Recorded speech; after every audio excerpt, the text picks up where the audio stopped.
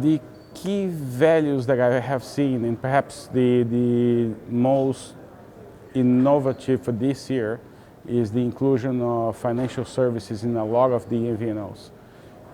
We see postpay, we saw Credit Pilot themselves coming over, we saw AeroVoice. Several of the MVNOs are coming to market with a proposition towards mobile financial services. So I believe this is not just a trend, I think it's already part of the ecosystem for an MVNO to go to market and bring some of these value-added services, as these will bring more revenue to these companies and then lower the churn, improve their ARPU. So I think it's particularly this year, I think it's the most interesting thing. Several things about to happen to the MVNO ecosystem. The new technologies that are going to be implemented, I think, include the virtual MNO, which is a key component of the 5G implementation happening within most MNOs here in Europe and actually throughout the world. I believe that this is the transformation that we're going to see within the next year and the years to come. Value-added service, I still think it's going to be key for these VMNOs to go to market with, because they need to add a value proposition that is interesting to the market. But technologically speaking, will be the virtual MNO or the 5G slicing, as it's called. The MVNO market, first, we went to a transition period, which I think is very interesting.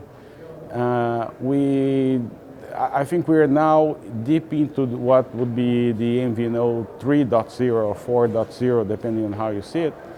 But I think it will be this transformation from a consumer model to an IoT model to a B2B2C sort of combination. So 5G will apply pressure to the MVNO. The MVNOs are responding to this. Mobile financial services are coming in, banks are coming in. So my prediction for the next 12 months is that we're going to see a lot of new MVNOs coming to market, not looking at the consumer itself, not the traditional SMS, minutes and data, but something else which also includes the traditional MVNO. It's my key.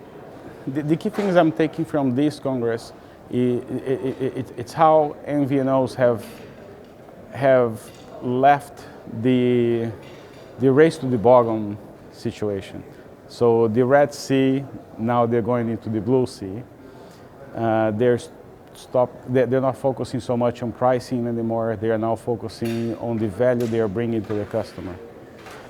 Perhaps it's a sign of the times that the traditional MVNO services, voice, SMS, data, is becoming a commodity, and you need to bring something else. The thing is, the differentials that most of the MVNOs have presented here, they are really key to the growth of MVNO. So this is what I'm taking. The MVNO Congress have been going for many years. This is my 5th year coming to the MVNO Congress, and I'm sure this is I'm not even half done yet. It's important because, number one, we are in contact with the whole industry. It's the most important, by far, event for MVNOs. We have the solution providers, we have the MVNEs, we have the MVNAs, we have the MNOs walking around. So it's almost the opposite. Not coming to the MVNO Congress would be crazy for an MVNO.